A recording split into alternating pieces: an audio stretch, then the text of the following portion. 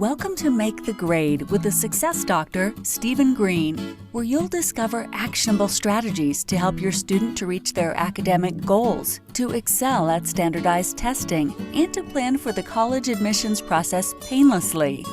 And now, here's your host, Dr. Stephen Greene. Good afternoon, Steve.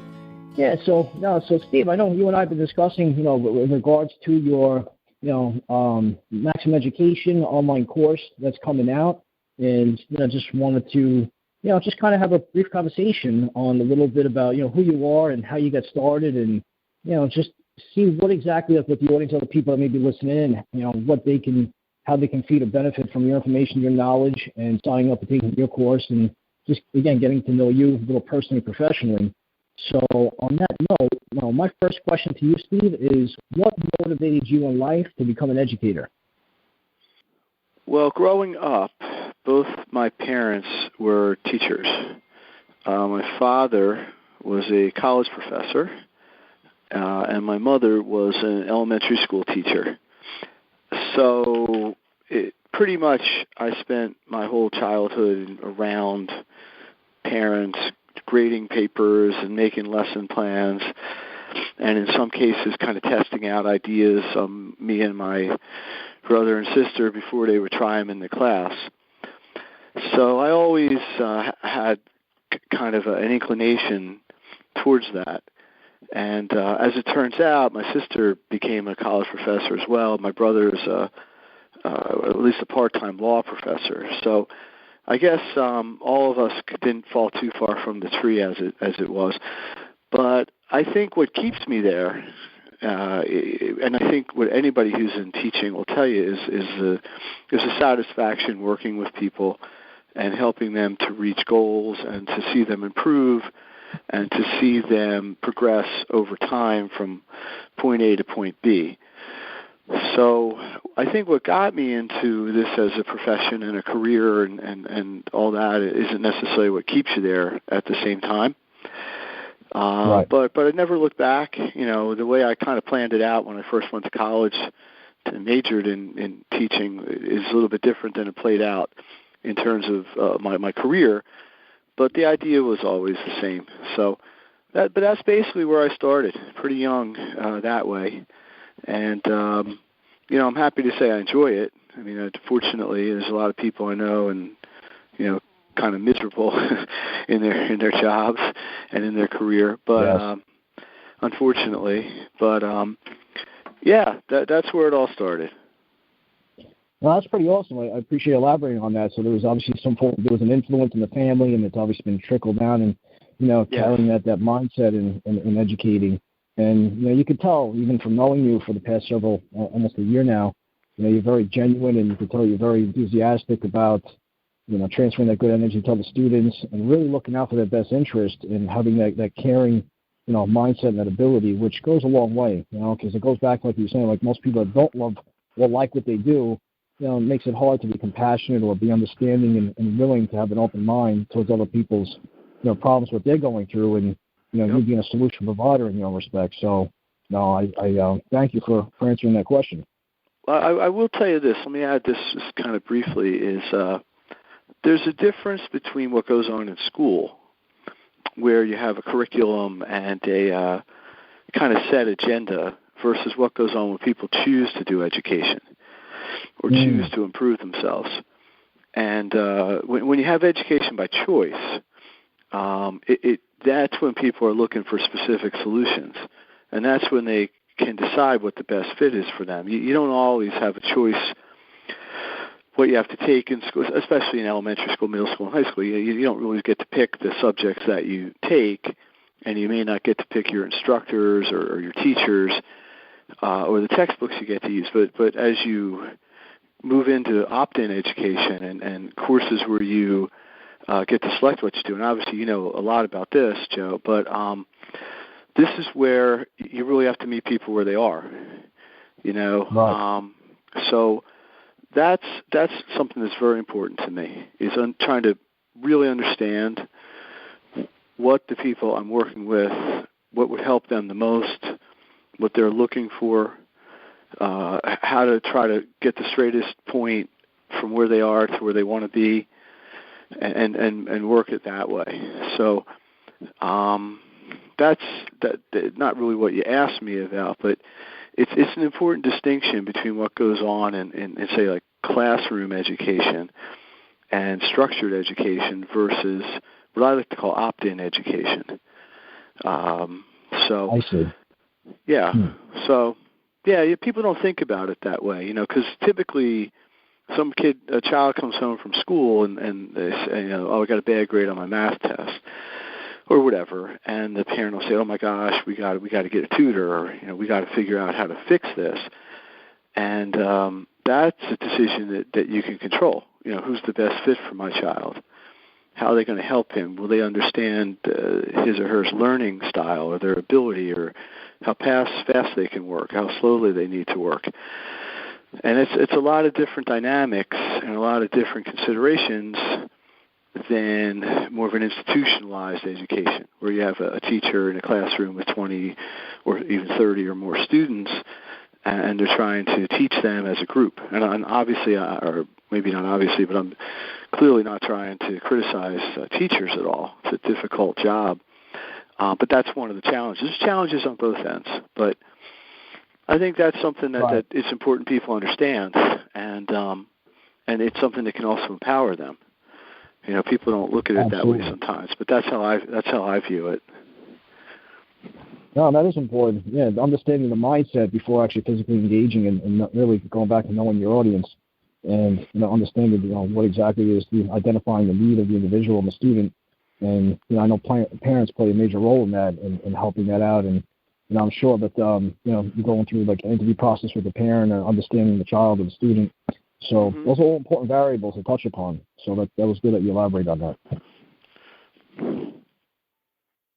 What I'd like to do is just find out a little bit. I know for understanding, you're developing this course on maximum education. You've written a book as well, which I've read. Is very excellent. I think there's a lot of great points, not just for students, but overall, even for entrepreneurs. People that can utilize your information, your content. So what was the specific point or moment during your profession that led you to create maximum education? Was there a moment in time that you felt like, I really need to create something based on maybe this student problem that you were noticing that was continuing, and you wanted to create an organized, course, or let's say series of content that would help people out? Is there a specific moment? Yeah. You know what? It's funny. Yeah, yes and no. I can actually trace it back to a very specific point in time when a parent of a child I was working with at the time basically said to me, "Boy, you should write a book about this." And I basically said, "Yeah, maybe I should." But I had not specifically set out. It wasn't on a bucket list or a goals for the year list of mine to say I want to write a book by such and such a date. What did happen was this: I had been working privately with students for years, and it was in a variety of subjects, mostly science and math based. But what I observed was there was a relationship between the organization ability and the time management and the ability of the students to just kind of get through the day in an efficient way, and their grades. And fairly intuitively, the kids who were unorganized, I'd have kids come over and there's paper sticking out in every direction in their notebooks, or they couldn't find their homework they had to do that night, or I could go on and on that way. Anyway, to address that, even though what I was being asked to do was, say, help a kid with biology or whatever, I started coming up with a lot of other ways that they could help themselves. Calendars for organizing their time, to-do lists for organizing their tasks. I started teaching kids a lot of different ways to outline. And what started happening was, rather than just write these out every single time, I put them into Word documents or word processor documents. Nobody really uses that term anymore, do they? But I guess we're dating ourselves. But anyway, over time, I had a collection of these things. So a student would come in, and he or she would need something. Oh, hey, let me pull this up on the computer, and I'll print it out. And what I did one summer was I put all these together, and it was about 25 documents, and I put them in a basically what I called a manual, and I called it my study skills manual. And that, looking back, was the precursor to the book. And I, for about 2 years, used those documents with a number, hundreds of students, basically my almost my entire caseload, and until the moment I referred to earlier, where a parent said, "Hey, you should just make this into a book." So really only the transition was taking a lot of that content and describing it, writing why it was important or how to use it, or how different components of what I wrote about in the book or conceptualized in the book work together. Because all this is all commingling. None of this can work perfectly well without other pieces of it. And that's how it all came together. So when the book finally reached its publishable state, and the way this had all evolved was essentially into a three-part piece, which I know you know about. But and part one was how to manage information. Part two was how to manage time, and part three was how to put them all together in a daily action plan for success. And that essentially are the core three tenets of the book and the workshops and essentially everything that Maximum Education strives to achieve. So that's really how it happened. Now let me add one last thing to it. The original edition of the book is pretty much still intact. The ideas haven't changed, but what has changed is as I work with more and more people, and I'm able to interact with more and more students and their families, I get ideas like anybody else. Teachers don't stop learning either, or we shouldn't stop learning either. And so I've added a lot of things. There are a lot of case studies. There's a lot of, this isn't cookie cutter. It can't be cookie cutter because everybody's individual. So I have now expanded it to include special cases, situations where a student might have a particular need that maybe some people don't have or whatever. And so that's all, a lot of it's feedback, a lot of it's looking at just the realities of the people I've worked with and things I've learned from them. And that's how it's evolved. So that's the short story about how the book came to be. But after I published the book, and I'm happy to say that was a pretty good rollout in terms of sales and getting it out into the world. People were calling me, emailing me, and asking me to take another step. And then I turned it into workshops. And there's 4 workshops, which are the same, basically the 3 main tenets I spoke about before: time management, information management, and daily success. And the 4th one is putting it all together.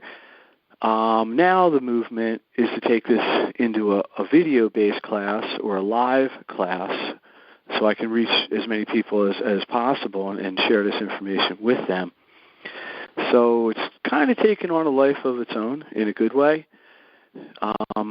And that's essentially where we are now. That's where we're bringing it to right now. Yeah, and I'm excited for you, Steve, because you've got a lot of great information, to really help people out there. And it's I think it's another amazement of how things just get manifested and how things come into fruition. Just from somebody saying, "Hey, you should write a book," like you stated earlier, into rolling this out, and you have the book, and the book turns into another info product like a course or other various components that can really, make some very significant changes into a student's life. And I think that's what's important. That was the key. And just so the people out there don't get the wrong idea, just because somebody throws an idea out, I don't automatically do it. If somebody says, "Hey, Steve, you should go run a marathon," I don't immediately jump out and run 26 miles. But, it had my point, I think, or the point I wanted to make is that it was kind of just something that happened because it needed to happen in what I was doing. It was a response and a solution set to problems I was seeing on a multiple times daily basis. So the way it came together and the coalescing of the ideas was very simple. The labor was making it into like a book that had a consistent voice and read well and, had some artwork and a cover and stuff like that. But the actual content was really not completely organic, but mostly. And it really was fun. I mean, it's opened a lot of doors. It's allowed me to interact with a lot of people and a lot of institutional level things I locally would not have been able to in the past, or without this kind of service I can provide. So, and best of all, and I know this will resonate with you for sure, this is helpful to people. This adds value, absolutely. I strongly believe, to people's lives. So, Yes, it does. And I can even honestly share that even after reading the book and being an educator myself, coming up to the section with the outline is critically important, because when you're, let's say, putting together curriculums or, building courses for other people like yourself, and what happens is the outline is so important. And a lot of people I know, they don't know how to structure that. And it's, it could be yet so simple, but yet so complicated based on not knowing how to do it. But you lay it out in such layman terms and make it so simple, that a child could do it. And that's what I love about your book and the different components. And you make it easy to understand, it's easy to read, and it's easy on the eyes, easy on the mind, and that just makes it much more compelling, to want to delve in and actually apply the knowledge and information, to someone's path. The biggest compliment anyone can give me about the book or the courses or the workshops is that they were able to apply what I taught them or they learned from the material immediately. At the end of the day, that's the best thing I can hear from somebody.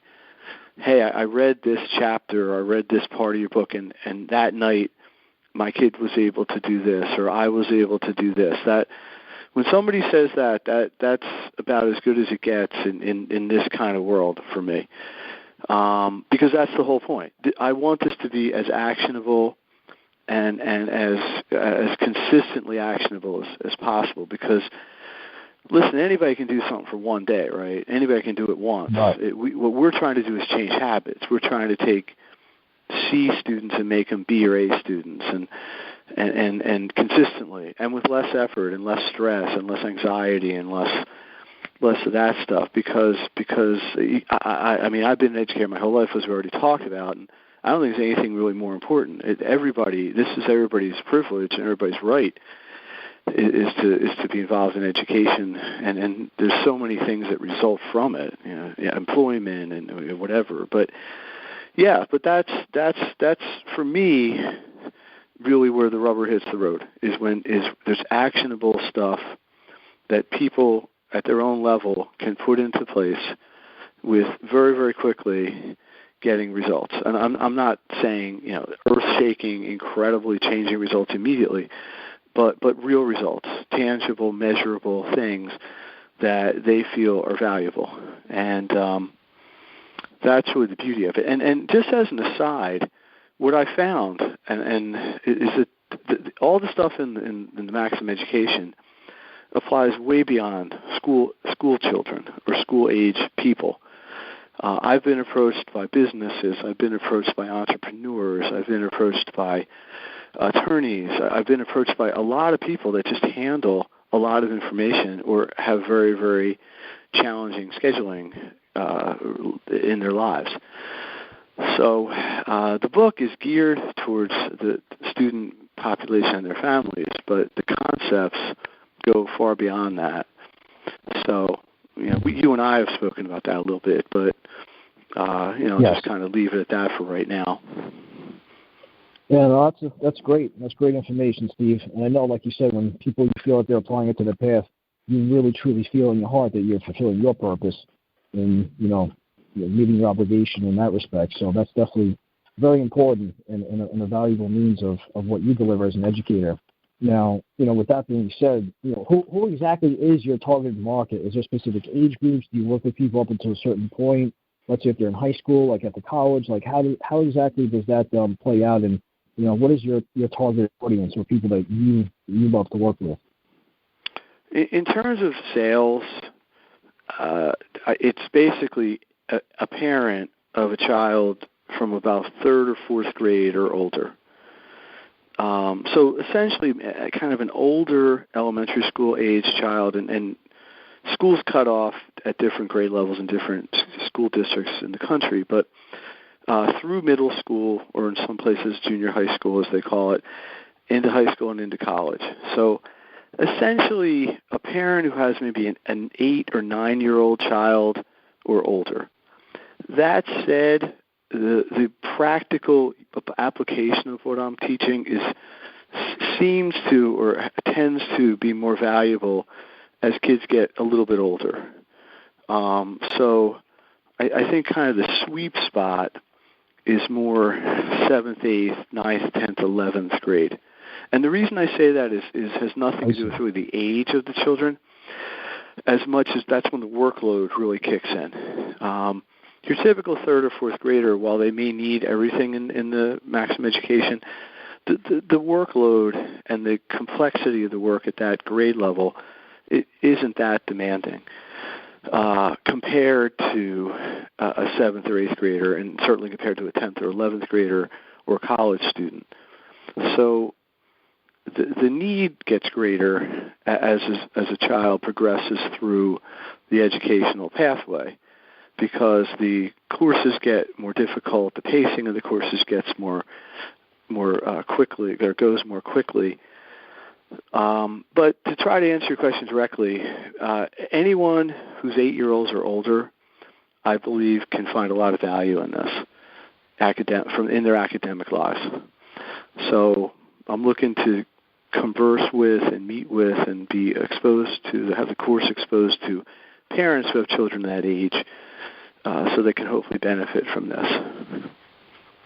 Well, that's really good, Steve, because there's a lot of youth out there that definitely needs, your input, your knowledge, and to help them. And a lot of kids struggle today, with, not just with just society, but with type of technology, but just understanding, a lot of the changes that go on in the educational system with Common Core, and just things that they're introduced to, that you can bring certain things to a different realm of light, and that can really enlighten and give that kid, an encouragement or hope, or give them some form of insight that says, hey, I could do this, I have the confidence, thanks to Steve, I can make this work. And now, that child, that student can become their own solution provider, which I wanted to ask you is, just to give people a little feel, for your live experiences, since they're not with you and sitting, next to you at the desk every day or watching you tutor.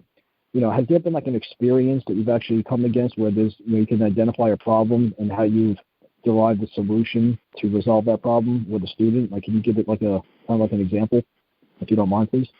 No, actually, I can give one very recent, because I'm still, I guess I'm an author now, but I'm still every day seeing private clients and working with children and students. So I'm still seeing, in some cases, 8, 10, 15 people a day.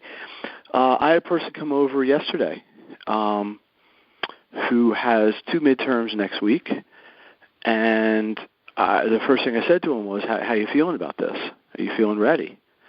And the response essentially was, no, no, I'm not.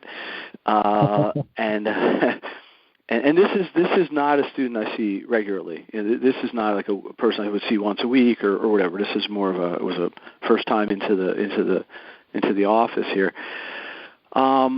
So we're talking 4 months worth of information. So where do you begin? And so what basically I did was, we have to get a level of prioritization.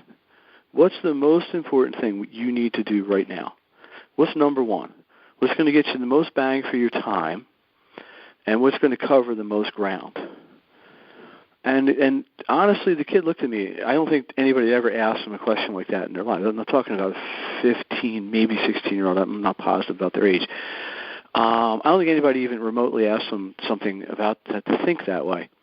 So I said, right now, if we could only do one thing, what would help you the most? And basically, they didn't know what to answer, but they finally, after about 30 seconds, said, well, I need to figure out what's on the test.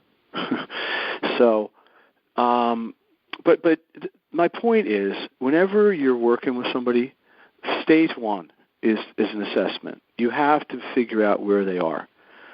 You got to figure out where their strengths are. You You got to figure out where their weaknesses are, and you got to figure out their abilities to how fast can they run, so to speak. And secondly, you got to set goals. And this conversation is not about goal setting, but as you know, and probably a lot of people out there know, there's SMART goals, quote unquote, and there's kind of random goals. And I'm a big believer in the whole thing: specific, measurable, time limited, all that stuff with the goal. So, okay, we got 1 hour. By the end of this hour, I need you to be able to identify blank, blank, blank, blank, and blank, and be able to explain them to me in a way that you believe you'll have to explain them on the test. And that's essentially what we did. We spent the rest of our meeting identifying these things. In some cases, I had to reteach them to the student or teach them to the student because they didn't understand them. There's also, what I find is there's a lot of value in asking somebody to teach it back to me. And this is really more of an academic kind of thing. It's not kind of purely what I have in the book, but it's a technique that gets used a lot when I'm meeting with somebody in a teaching session. But to kind of sum up, number one, you got to do an assessment. You got to figure out where things are. Number two, you have to set goals of what you want to accomplish. Number three, you have to try to understand as much as you can the person's ability to reach those goals and set it within the time that you want to reach them. And then you just go to work. Then you got to just rubber's got to hit the road, and you got to move from there. Exactly. I'll throw. Let me kind of give you a different perspective, and sure. And just to be honest, Joe, not everybody's motivated. It's fair to say, some of the students I work with are really motivated. They've got goals, they got aspirations, they got colleges they're trying to get into, they got careers they're trying to progress themselves into. They're pretty well-achieving students trying to just get an edge. I also have kids who, frankly, don't care or don't care much. And the reasons why they may not care aren't important, but they're not motivated. What's the difference? I'm never going to use this in my life, or I don't like math. I'm not going to be a math teacher. I don't understand why I need to learn about plant anatomy because I don't care about plants. And it's an attitude. It's an attitude that like that, and it's hard to teach somebody something they don't really want to learn. So what I do often, it involves a lot of psychology. It involves a lot of motivation. Yes. It involves a lot of pushing people maybe outside their box or maybe outside their comfort zone to some degree. I'll be honest, it doesn't always work perfectly. It's not like you dial it to 3 and you automatically get a certain response. There's a lot of hand-holding. There's a lot of stuff like that. So there's definitely a human element in this as well that's really important. And that's where trust comes in. That's where building trust with the individual that you're working with, or the families that you're working with, or the people involved in the workshops is really, really important. And it's not something in the book or the workshops per se. It's not a chapter title or something like that. But I really believe that that's important, and it's one of the things that it's enabled me to have a lot of success, is being able to build that rapport and these relationships, and that being able to open up the communication and getting the reception from the students to work to what they want to do.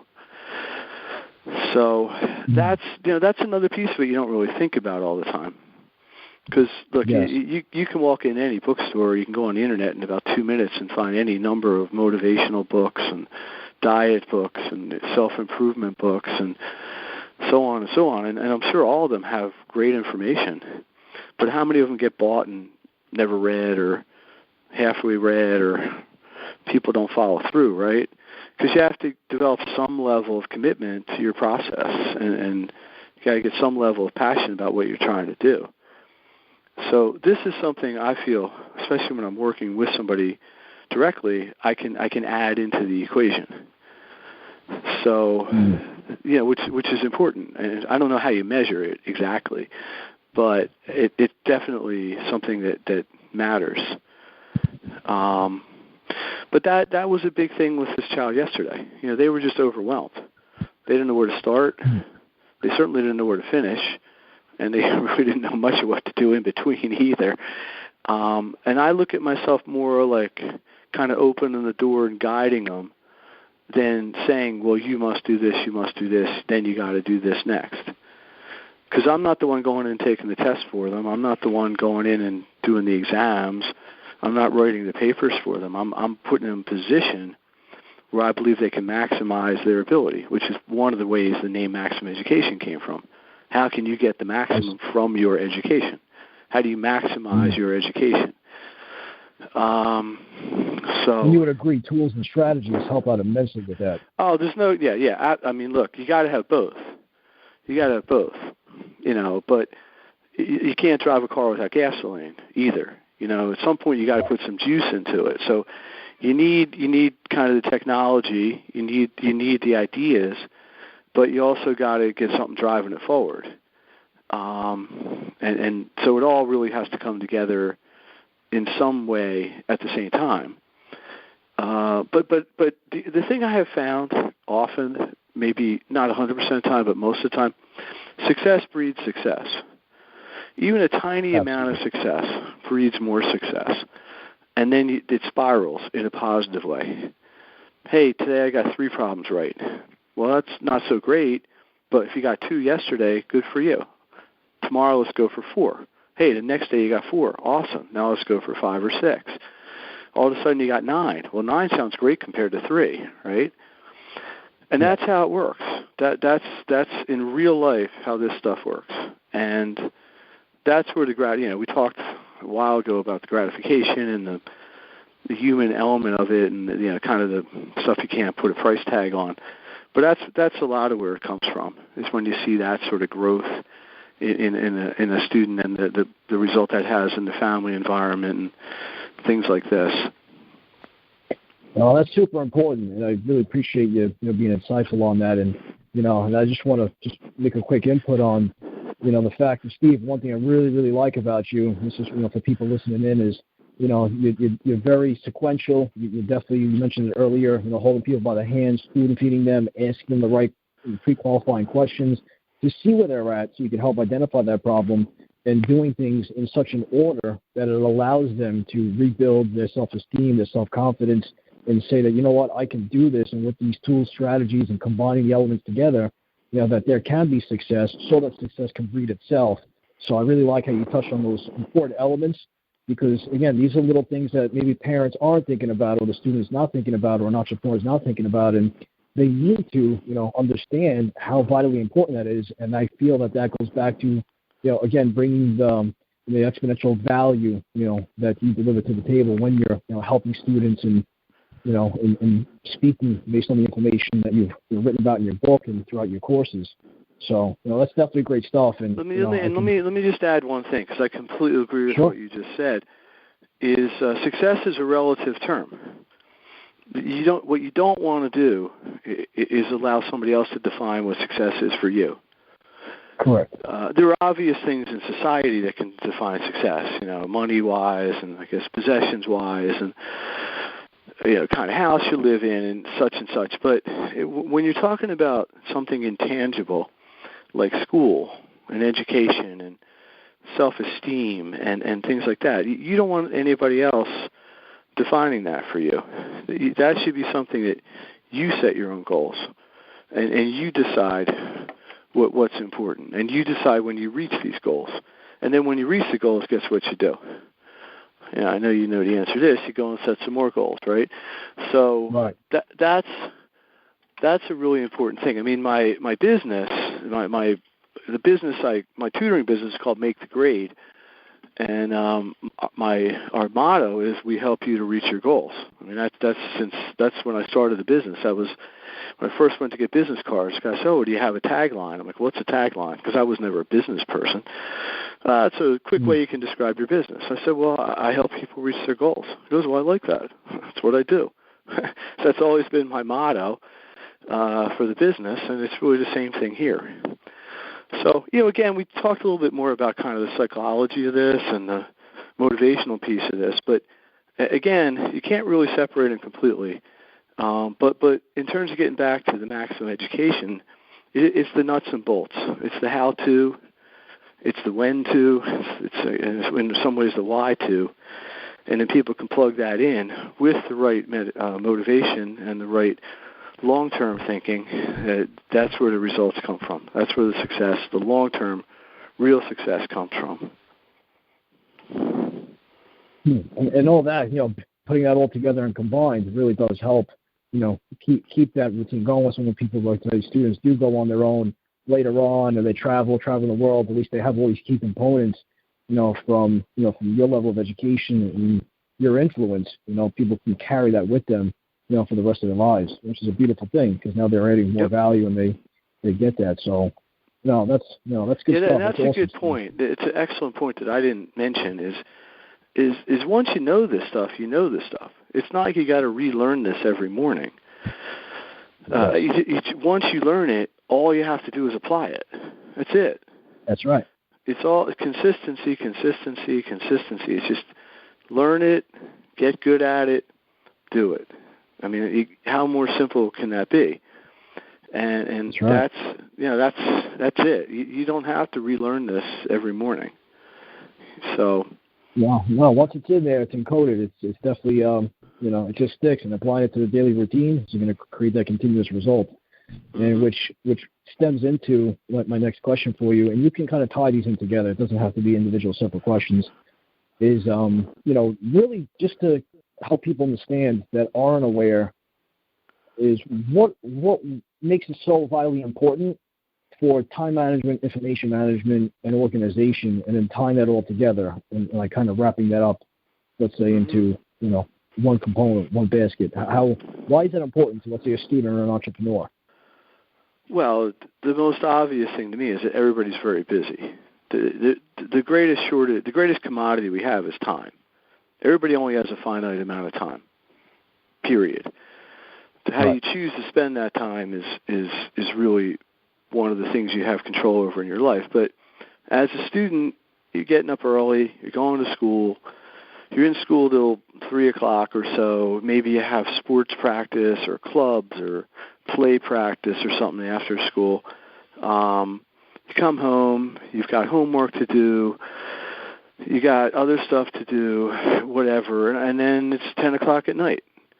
And I hear this over and over and over and over from people. They just don't have any time, and that's fine. I mean, it's good to be busy, but so that's where it starts.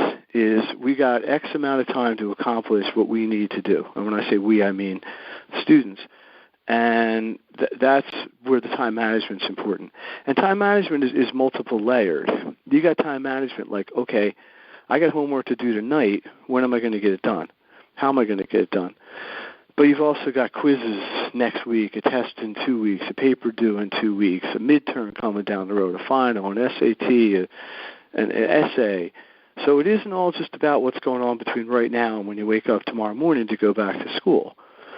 So the time management works on a lot of different layers, short-term and longer-term. And this is talked about exhaustively in the book and in the Maximum Education stuff.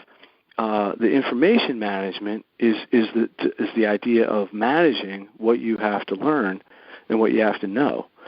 Because knowing and learning are not necessarily the same thing. You could learn something, but you may not be able to explain it to somebody else, or be able to reproduce that information on a test. So generally speaking, the more information you have to deal with, the more effort it's going to take to manage it. This is why organizing it and prioritizing it and things like outlines and flow charts and concept maps and mind maps and whatever terms you want to use can be really, really valuable. So that's about efficiency. And then the third part of the daily action success plan is a matter of taking the time management skills, taking the information management skills, and putting them together to accomplish everything you need to accomplish in the time that you have to do it. So in a way, it's like, that sounds pretty simple. If it was that simple, everybody would already do it, right? Exactly. Yeah. So that's it. And listen, I struggle with a lot of these same things in my own life. I'm not immune to this. I've got a lot of projects I'm trying to get done. You know that. It's taken us, So, spoiler alert to the community. Joe and I have been trying to do this for 8 months now. So, anyway, so I have the same challenges. We're doing it, right? Yes. We're getting there. Probably could have been done 4 months ago, but that's okay. The right time. Things happen when they're supposed to happen, I guess. But what I'm just saying is, just because I'm a so-called expert in this field, I'm conceding I have the exact same challenges as everyone else. I wake up with a list of more things I can probably get done in that day, even under good circumstances. And then you got the unexpected phone call and the email you got to handle, and the exchange schedule, and this and this and this, and it is what it is. It's how you deal with it and how you choose to. Okay, I got an hour between now and my next thing. It's like I asked my kid yesterday, what's the most valuable thing I can do in the next hour? And trying to stay in that course of thinking. So that's really where it all comes together, is making this a part of your life, is making this part of how you execute your day-to-day, whether it's academics or entrepreneurial work or business work, or even I have a client I'm working with now who's training for a triathlon.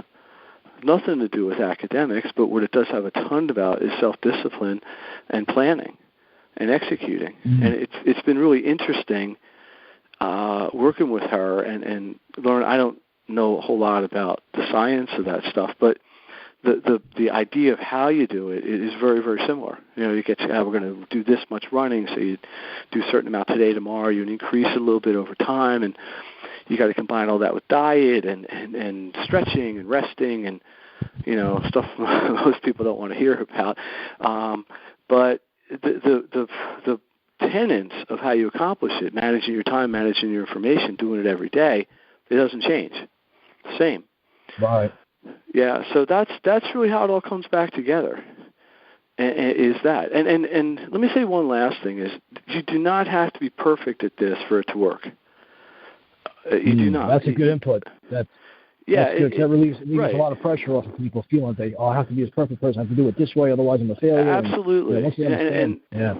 Yeah. I mean, like everything, sometimes, you want to learn something, you go to a teacher and they're like super good at it, and you're thinking, oh man, I'm never going to be as good as that person, and it's intimidating. And I'm going to tell you, this stuff here will help you even if you're just a beginner, even if you just get scratching the surface of making this work. The more you learn about it and the better you get at using it and the more efficient you become, the more it'll help you. And even so, but it's not like you have to master this to get any value out of it at all. It's like I said before, the biggest compliment I can get is when people are able to put this stuff into action really, really quickly. And that's the beauty of it, is instant or semi-instant gratification. That's amazing stuff. You definitely provide some really great content on this phone interview, and I really appreciate you taking your time and attention today, Steve. And before we close up the call, I wanted to ask you: is there anything two things. First thing is there anything that you'd like to leave with people? Whether it's a nugget of wisdom or just some form of inspiration, influence. And I know you've been doing that, throughout the call. But if there's anything else that you would like to, encourage people upon, is there anything specific that you would like to add to that? Well, number one is it's really important to believe in yourself. Everybody's got different circumstances in life, and this is not, I'm not a motivational speaker, and I'm not telling anybody what to believe, but I think it's really important to have faith and confidence in yourself, and to accept the fact that there's things you're just going to have to work on to get better at, and kind of embrace that idea as a challenge, as opposed to thinking of it as a setback. And I think that's important, and that kind of sets the stage for your progress. And I think the other thing is this is not a race. That there's not a stopwatch involved here, aside from managing your time. Nothing has to get done, at least in terms of learning the processes, that way. You do this in a way that's comfortable for you, that you can integrate into your daily actions, whether it's quickly or slowly. As long as it's consistent, it's going to work. I absolutely have no doubt about that. And then I think the last thing is, as long as I have the bandwidth, I try to work with everybody I can work with. I hope. I guess they'll reach a point where I'm limited that way, but I have people I've had relationships with. I've been in the tutoring business more than 20 years. I still have communication with a lot of those people, and so this, at least the way I do this, it's not a figure it out yourself sort of thing. This is about being guided and taught how to do this, even if it is on your own terms. So if you have challenges out there and you're listening to this, you're not alone. Many people do. In fact, probably almost everybody has things they want to improve. And as long as you're willing to put the time and the energy in, and you're willing to set goals of where you want to be, you can get there. I know you can. Yes. And I know that's a huge thing in your life, Joe. So I don't have to convince you about that at all. But a lot of people haven't experienced sustained success, and they unfortunately start to doubt. And I understand why, but I'm telling you, just focus on the future and make stuff like this work for you. No, that's excellent input, and I'm sure a lot of people can appreciate that, those nuggets of wisdom. And it's just sprinkling that on top of what you said previously, that they could add to that path. And in addition to coming out through Mastermind University, how could people get in touch with you and find out more about you, and what you're doing with Maximum Education? Well, my direct site is MaximumEducation.net, which is spelled the exact same way as the words are. MaximumEducation, all one string, .net. My tutoring and academic support company is called Make the Grade, and our site is makethegrade.net. My email, if you want me to give that out, is sgreene, SGREENE, @makethegrade.net. And I'm on all the social media, Facebook, Twitter, Instagram. I don't know what else is out there. Probably others. LinkedIn. I know you're on LinkedIn, Pinterest. Yeah. I'm on them, Pinterest, LinkedIn, whatever. It seems like there's a new social media. Every other day. Yeah, there's a lot of them.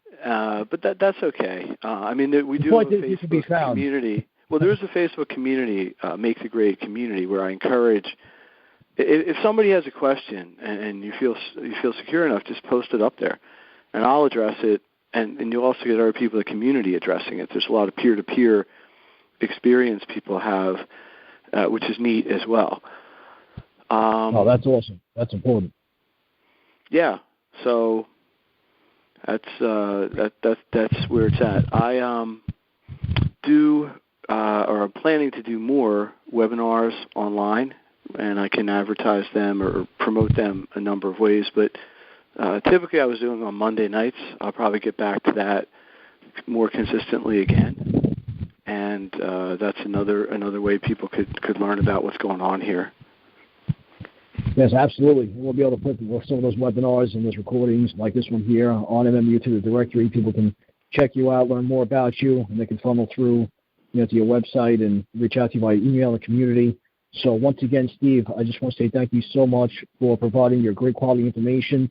And one thing I really want to quickly add before I let you go is, myself working with Steve over the past 8 months, is I got to say that Steve Greene is a very high level of individual of integrity. He works with an extreme honesty, and that I know, Steve, one thing I appreciate about you very much is that you keep to your word, and that you really truly care about seeing people successful and reach their goals. So I'm a proud witness to seeing you do that, because you and I working together and seeing how you operate and connect with other people. I think it's a magnificent gift that you have. So keep on unraveling that throughout time and helping many others, because I know the people that come to you are definitely going to reach that point of success that they want to acquire in their life. So keep up the great work, Steve. Thank you so much for everything. I look forward to sharing this audio interview with other people, and I'll definitely be in touch with you real soon, and I'll give you a call in just a couple minutes. Okay, Steve? Thanks, Joe. Thanks, everybody out there, and we'll be in touch. All right, thank you, and thank you, everybody, for listening. I'll speak to everybody soon. Take care now. You've been listening to Make the Grade with the Success Doctor, Stephen Greene. If you enjoyed this episode, be sure to subscribe. For more resources and support, please visit makethegrade.net.